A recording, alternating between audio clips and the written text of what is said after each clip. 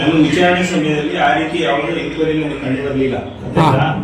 ಅದು ನಮಗೆ ವಿಚಾರಣೆಯಲ್ಲಿ ಯಾರೋ ರಾಜು ಅನ್ನೋರ ಹತ್ರ ಮೊಬೈಲ್ ಇದೆ ಅನ್ನೋ ಮಾಹಿತಿ ಗೊತ್ತಾಯ್ತು. ಎಂಡರ್ಸ್ಮೆಂಟ್ ಕೊಟ್ಟಿದ್ವಿ.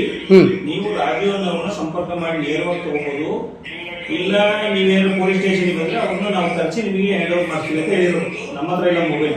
ಅಲ್ಲ, ನೀವು ನನಗೆ ಮಾರ್ಚ್ 10ನೇ ತಾರೀಕಿನ ದಿನ ಅವತ್ತು ನನಗೇನು ಹೇಳಿದ್ರಿ ಅಂದರೆ, ನನ್ನ ಹತ್ರ ಇದೆ ಮೊಬೈಲು, 15 ದಿನ ಆಗುತ್ತೆ, ಎಂಕ್ವೈರಿ ಮಾಡ್ತೀವಿ ಅಂತ ಹೇಳಿದ್ರಿ. ಅವಾಗ ನಾನು ಹೇಳಿದೆ 15 ದಿನ ಏನು ಅಲ್ಲ ವೀರೇಂದ್ರ ಅಂದ್ರೆ ನೀವೇ ತಾನೆ?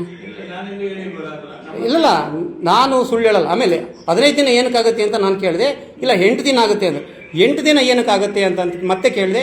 2 ದಿನ ನಾನು ಅದನ್ನು ಇನ್ಸ್ಪೆಕ್ಷನ್ ಮಾಡಬೇಕು ಅಂತ. ಸರಿ, ಸಹಜ ಅದು ಇರ್ಬೋದು ಅಂದ್ಕೊಂಡು ನಾನು ಹೋದೆ. ಆಗ ನೀವು 4-5 ದಿನ ಆದರೂ ಇದಾಗದೆ ಇದ್ದಾಗ ಮತ್ತೆ ನಾನು SP ಅವ್ರ ಹತ್ರ ಹೋಗಿದ್ದೆ. SP ಅವ್ರ ಹತ್ರ ಹೋಗಿ ಇದನ್ನು ದೂರ ನಾನು ಮಾಡಿದೆ. SP ಅವ್ರ ಹತ್ರ ಹೋದಾಗ ಅವಾಗ ನೀವು SP ಆಫೀಸಲ್ಲಿ ನಾನು ಇದ್ದೀನಿ. ಆ ಸಂದರ್ಭದಲ್ಲೇ ತಾವು ಸರ್ ನನ್ನ ಹತ್ರ ಮೊಬೈಲ್ ಇಲ್ಲ, ಅಲ್ಲಿದೆ, ನಾನು ಹೋಗ್ತೀನಿ, ಅಲ್ಲೋಗಿ ಮೊಬೈಲ್ ತೊಗೊಂಬರ್ತೀನಿ ಸರ್ ಅಂತ ನೀವು SP ಅವ್ರ ಹತ್ರ ಹೇಳಿದ್ರಿ. ಅವ್ರು ನೋಡಪ್ಪ ಅಲ್ಲಿದೆ ಅಂತೆ, ನಿಮ್ದಿಲ್ಲ, ಆಯಿತು ನೀನು ನಾಳೆ ಹೋಗಿ ಅಂತೇಳಿ ಮತ್ತೆ ನಾನು ನಿಮಗೆ ಕಾಲ್ ಮಾಡಿದರೆ ಕಾಲ್ ನನ್ನ ಬ್ಲಾಕ್ ಲಿಸ್ಟ್ಗೆ ಹಾಕಿದ್ರಿ ನೀವು. ಬ್ಲಾಕ್ ಲಿಸ್ಟ್ ಮತ್ತೆ ನಾನು SP ಭೇಟಿ ಮಾಡಿ ಸರ್ ಈ ಥರ ಬ್ಲಾಕ್ ಲಿಸ್ಟ್ಗೆ ಹಾಕಿದ್ದಾರೆ, ಇದು ಮಾಡೋದು ಆಯಿತು. ಮತ್ತೆ ನಾನು ಹೇಳಿ ಅವಾಗ 2ನೇ ಸತಿ ಫಸ್ಟೇ ಸತಿ ಹೋಗ ಕಂಪ್ಲೇಂಟ್ ಮಾಡಲಿಲ್ಲ, ಬಿಡು ಇವೆದ್ದವೇ ಸಹಜ ಅಂದ್ಕೊಂಡು 2ನೇ ಬಾರಿ ಹೋದಾಗ ನಾನು ಕಂಪ್ಲೇಂಟ್ ರೈಸ್ ಮಾಡಿದ್ದು ನಿಮ್ಮ ಮೇಲೆ. 2ನೇ ಸತಿ ಹೋದಾಗ ಕಂಪ್ಲೇಂಟ್ ಮಾಡಿದ್ದೀನಿ ನಾನು. SP ಅವ್ರ ಹತ್ರ ಕಂಪ್ಲೇಂಟ್ ಮಾಡಿದ್ದೀನಿ ನಾನು. ಅದಾದ ನಂತರ ಹೋಮ್ ಮಿನಿಸ್ಟರ್ ಅವ್ರಿಗೆ ಮಾಡಿದ್ದೀನಿ, ಲೋಕಾಯುಕ್ತ ಮಾಡಿದ್ದೀನಿ, ಮಾನವ ಹಕ್ಕು ಆಯೋಗಕ್ಕೆ ಮಾಡಿದ್ದೀನಿ, IG ಅವ್ರಿಗೆ ಮಾಡಿದ್ದೀನಿ, ಎಲ್ಲ ಇಲಾಖೆಗೂ ಮಾಡಿದ್ದೀನಿ. ಸೊ ನಮ್ಮಂತರಿಗೆ ಈಗಂದರೆ ಸಾಮಾನ್ಯ ಜನದ ಗತಿ ಏನು? ಹಂಗಾರೆ ನಾವು ಏನು ಮಾಡ್ಬೇಕಂಗಾರೆ?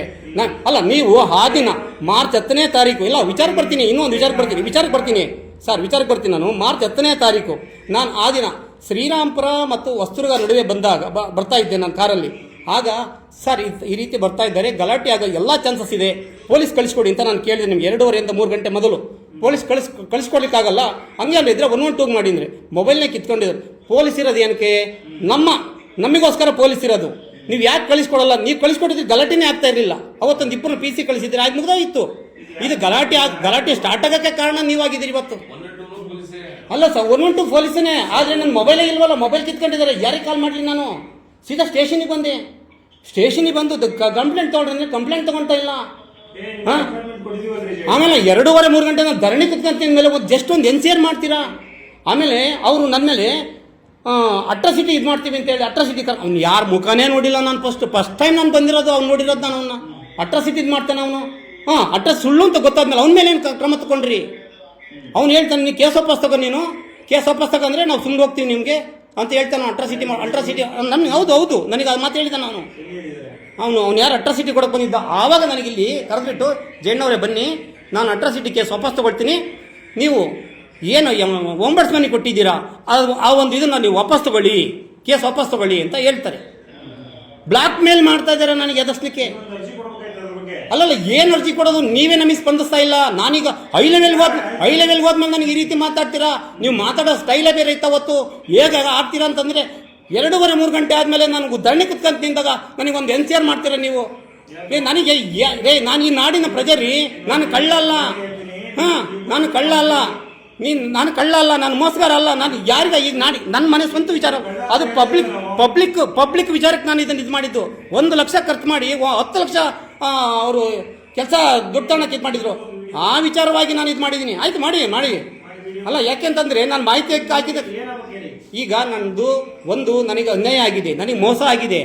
ನೀವು ಮೊಬೈಲ್ ಕಳ್ಕೊಂಡಿದ್ದೀರ. ಮೊಬೈಲ್ ನನಗೆ ಈಗಲೂ ಆ ರೆಕಾರ್ಡಿಂದ ಮತ್ತೆ ನಾನು ರಿಕವರಿ ಮಾಡಿ ಮೊಬೈಲನ್ನು ನಿಮಗೆ ಅದರ ರೆಕಾರ್ಡ್ ಇದೆ ನನ್ನ ಹತ್ರ, ಮತ್ತೆ ನಿಮ್ಗೆ ತೋರಿಸ್ತೀನಿ ಬೇಕಾರೆ.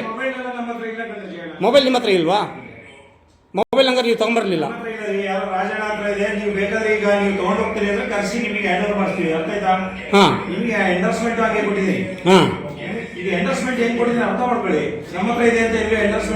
ಅಲ್ಲ, ನೀವು ಬಂದು ತಗೊಂಡೋಗ್ಬೋದು, ಮೊಬೈಲ್ ಬಂದು ತಗೊಂಡೋಗ್ಬೋದು ಅಂತ ಹೇಳಿದಿರಲ್ಲ. ಮೊಬೈಲ್ ಬಂದು ತಗೊಂಡೋಗ್ಬೋದು ಅಂತ ಹೇಳಿದ್ದೀರಿ, ಅದಕ್ಕೆ ನಾನು ಬಂದಿರೋದು. ಅಲ್ಲಿಂದ ನಾನು ಬರೀ ಎಲ್ಲ ಕಾನೂನು ರೀತಿಯಲ್ಲ ಪೇಪರ್ ವರ್ಕಲ್ಲೇ ಮಾಡ್ಕೊಂಡು ಹೋಗ್ತಾ ಇದ್ದೀನಿ ನಾನು.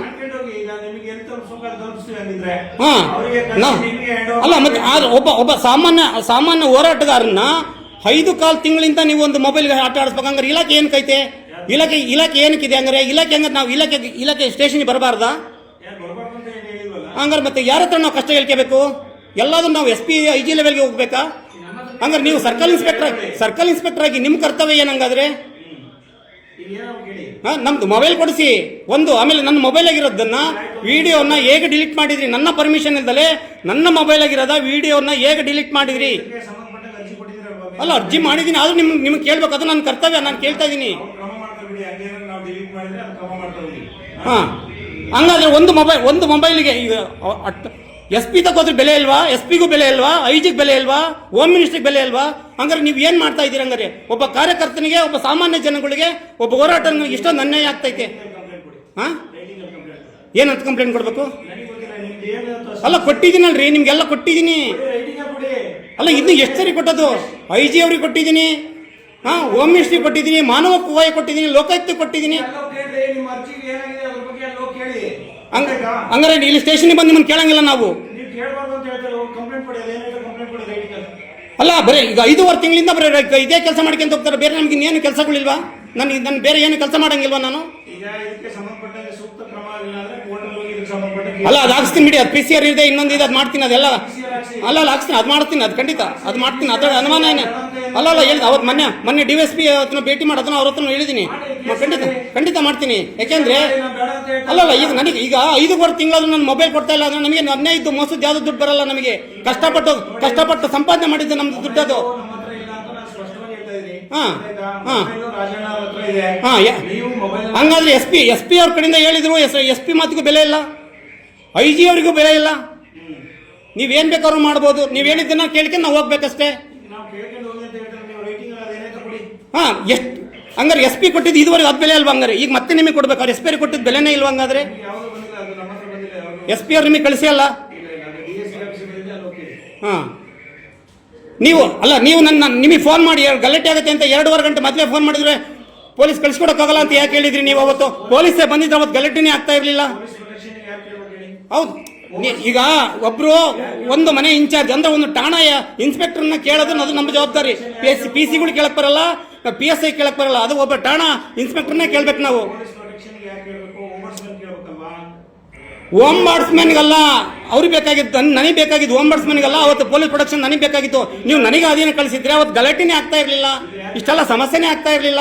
ಈಗ ನೀವು ಆನ್ ಮಾಡ್ಕೊಂಡು ಈಗ ಹೌದು ಸರ್, ನಾನೇ ನೋಡಿ, ಹಾ, ಇದನ್ನು ಸೀಸ್ ಮಾಡ್ತಾರೆ, ತೊಂದರೆ ಇಲ್ಲ, ಇದನ್ನು ಸೀಸ್ ಮಾಡಿ ಬೇಕಾರೆ ನನಗೇನು ತೊಂದರೆ ಇಲ್ಲ. ಸೀಸ್ ಮಾಡಕ್ ತಯಾರಿಲ್ಲ. ಹಾ, ಲೈವ್ ಬಂದು ಏನೇನೋ ಮಾತಾಡ್ಬೋದು. ಲೈವ್ ಅಲ್ಲಿ ಏನೂ ಮಾತಾಡ್ತಾ ಇಲ್ಲ, ಇಲ್ಲಿ ಲೈವ್ ಅಲ್ಲಿ ಏನು ಮಾತಾಡ್ತಾ ಇಲ್ಲ. ಕಾನೂನು ರೀತಿಯಲ್ಲಿ ಒಬ್ಬ ಅಧಿಕಾರಿಗೆ ಏನ್ ಕ್ವಶನ್ ಮಾಡ್ಬೇಕು ಅದು ಕ್ವಶನ್ ಇದು ಮಾಡ್ತಾ ಇದೀನಿ. ನನ್ನ ನಂಬರ್ನೆಲ್ಲ ಬ್ಲಾಕ್ ಲಿಸ್ಟ್ಗೆ ಹಾಕಿದಿರಾ, ಲ್ಯಾಂಡ್ ಲೈನಿಂಗ್ ಮಾಡಿದ್ರು ಬ್ಲಾಕ್ ಲಿಸ್ಟ್ಗೆ ಹಾಕಿದಿರಾ. ನಮ್ಮ ತಂದೆ ತಾಯಿಗೆ ಯಾರು ಹೋಗಿ ಅರೆಸ್ಟ್ಮೆಂಟ್ ಮಾಡ್ತಾ ಇದಾರೆ. ನಾವು ಕಾಲ್ ಮಾಡೋದು ಯಾರಿಗೆ ಕಾಲ್ ಮಾಡ್ಬೇಕಂಗಾದ್ರೆ? 112 ಎಲ್ಲಿ? 112 ಬೆಂಗಳೂರು. ಅಲ್ಲಿ ನಾನು ಬೆಂಗಳೂರಿಗೆ ಇರ್ತೀನಿ, ಬೆಂಗಳೂರಿಂದ ಅಲ್ಲಿ ಬೆಂಗಳೂರು ಲೋಕಲ್ ಸರೌಂಡಿಂಗ್ ಇದಾಗುತ್ತೆ. ಯಾರಿಗೆ ಇದು ಮಾಡಬೇಕು? ಈಗ ಏನಾದ್ರು ಮಾತಾಡ್ಬೋದು, ಹಿಂಗ್ ಕುತ್ಕೊಂಡು ಅಲ್ಲಲ್ಲಿ ಏನಾದ್ರೂ ಮಾತಾಡ್ತಲ್ಲ, ಏನಾದ್ರೂ ಮಾತಾಡಿದ್ರೆ ಆಕ್ಷನ್ ತಗೊಳ್ಳಿ, ಅರೆಸ್ಟ್ ಮಾಡಿ, ನನ್ ತೊಂದರೆ ಇಲ್ಲ. ಈಗ ನಿಮ್ದು ಏನ್ ಸಮಸ್ಯೆ ಇದೆ ರೈಟಿಂಗ್ ಅಲ್ಲಿ ಕೊಡಿ ಅಂತ ಹೇಳ್ತಾ ಇದ್ದೀನಲ್ಲ. ಆಯ್ತು, ನಿಮ್ದು ಏನ್ ಸಮಸ್ಯೆ ಇದೆ ರೈಟಿಂಗ್ ಅಲ್ಲಿ ಕೊಡಿ. ಹಾ, ಹಂಗಾರೆ ಈಗ ಅನ್ವಾಂಟೆಡ್ ಆಗಿ ಸುಮ್ಮನೆ ಮಾತಾಡೋದು. ಅನ್ವಾಂಟೆಡ್ ಆಗಿ ನಾನಿಲ್ಲಿ ನಿಮ್ಮ ಹತ್ರ ಅನಾವಶ್ಯಕವಾಗಿ ಇಲ್ಲಿ ನಿಮ್ಮ ಹತ್ರ ನಾನು ಮಾತಾಡಕ್ ಬಂದಿಲ್ಲ. ನನ್ನ ವಿಚಾರವಾಗಿ, ನನ್ನ ಕೇಸಿನ ವಿಚಾರವಾಗಿ ನಾನು ಇಲ್ಲಿ ಮಾತಾಡ್ತಾ ಇದ್ದೀನಿ. ರೈಟಿಂಗ್ ಅಲ್ಲಿ ಕೊಡಿ. ಅದೇ ಕಾನೂನು. ಹಾ, ಹೇಳಿ.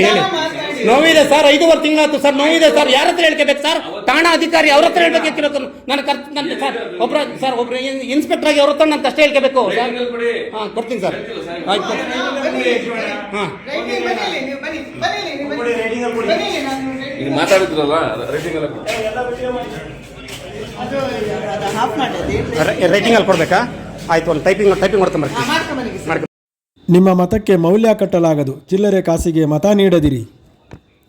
ಕಾನೂನು ಸುವ್ಯವಸ್ಥೆ ಕಾಪಾಡಲು ಬೆಂಬಲಿಸಿ ದಿಗ್ವಿಜಯ ಭಾರತ ಪಕ್ಷ.